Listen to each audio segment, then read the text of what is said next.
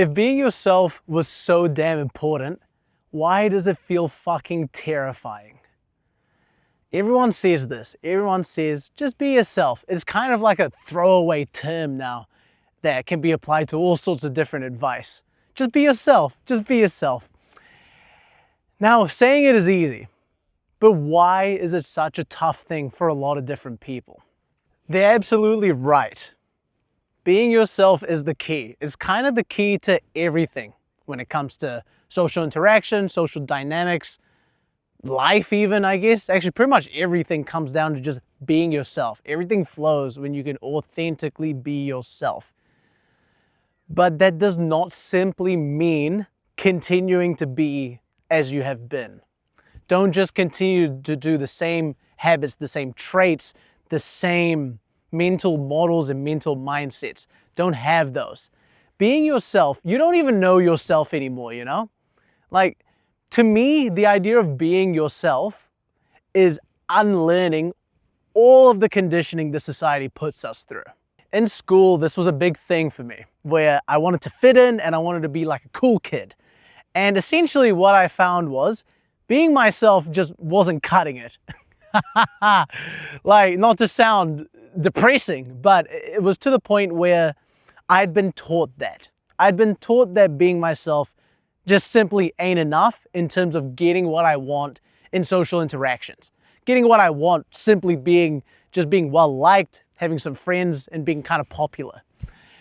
And so in little ways this presented itself. For example, like such odd examples, but these are the ones that come to mind. School lunches were a big one, where I would be made fun of. The way I talked, how much I gave a fuck about school was laughed at, you know? Like that typical try hard kind of mentality where I gave a fuck, I did my homework. I remember, to be fair, this is kind of funny, but I think back where people would ask me for like answers for homework and stuff, and I would give it to them, and then I would be like, but hey, you know, it'd be really better if you actually worked on this. God, I was such a beautiful kid, because I meant that earnestly, but that was laughed at. And, you know, little things like this, where I was like, okay, these values that I hold, these ways that I'm acting, and my food is not accepted by the group.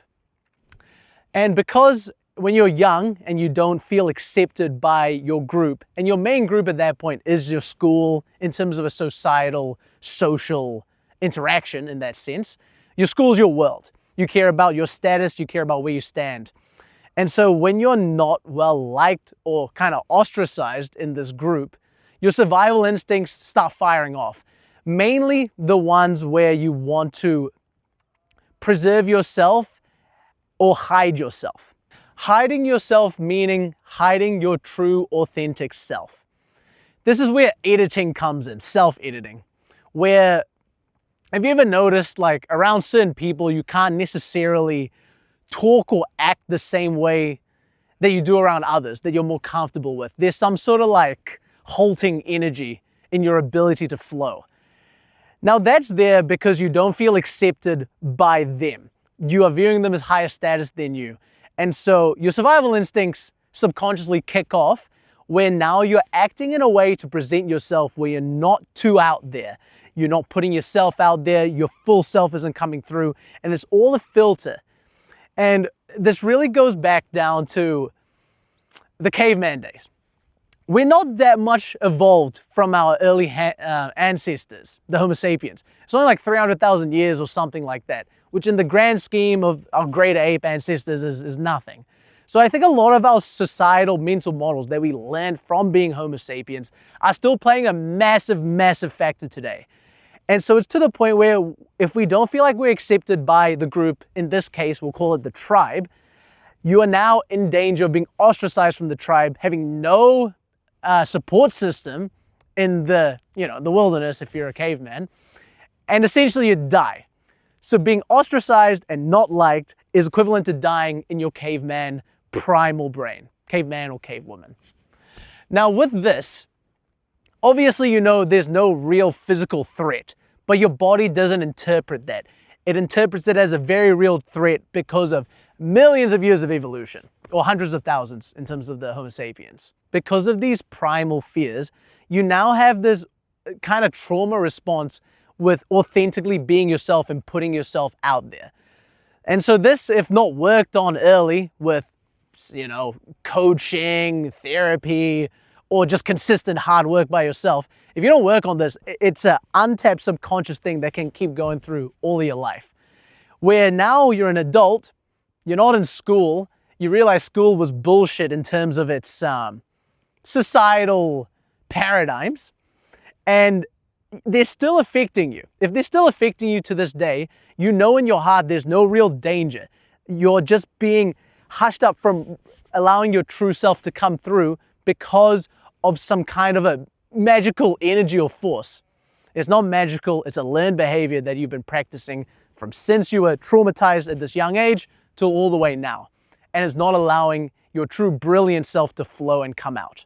And that energy that's not allowing your true self to flow and come out beautifully is an energy of fear.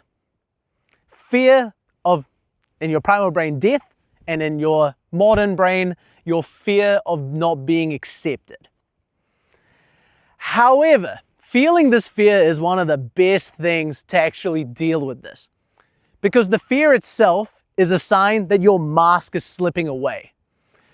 Because you're not going to be in fear when you're in your comfort zone. Comfort being the persona and the identity that you've been presenting through how you've been limiting yourself or presenting yourself in a different way. That's what's comfortable to you. Now, if you're feeling fear, it's because that's slipping, because you're entering into your actual authentic self, which is now open to danger. So for me, when I started working on this stuff, I really dove into anything that scared me. And a lot of that was quite simple things. I was quite a scaredy cat around being in the public view. Mainly, public speaking was one of them. So I really put myself out there in terms of becoming more charismatic, talking to more people, and then gradually going on and doing different seminars and that kind of thing. And with that understanding, I found, it's like you needed proof. All you needed to break through this fear was proof. After I'd gone through it, I felt scared going through and doing some sort of a speech or like a mini seminar kind of thing. I would often feel on the other end like, that was like, it was whatever. It's so fine. I'm not dead. And then it just became infinitely easier moving forward. So you really just got to dive straight into fear. No matter what it is, no matter what shape or form it takes, if it doesn't have a genuine threat on your life or your livelihood, go for it. So that's the ultimate tip. But to start off, if that is either not feasible for you or something you don't feel you're ready for, the main takeaway from this video I want to be is that you need to just start noticing and understanding fear. When you feel these moments of fear, I really want you to think about, first of all, is there, like I said before, is there any danger to my life or my livelihood? No. Then really lock in and try and understand what this fear is trying to protect you from. In a lot of cases, what you'll find is it'll try and protect you from allowing your true self to come through. It's trying to protect you from your mask dropping, the mask that has served you and protected you for so very long as far as you think and know. So that's good. This is good fear because you want that mask ripped off and you want to be free so you can be your true authentic self, because what the fuck else is there? Thank you guys for watching. Return to being.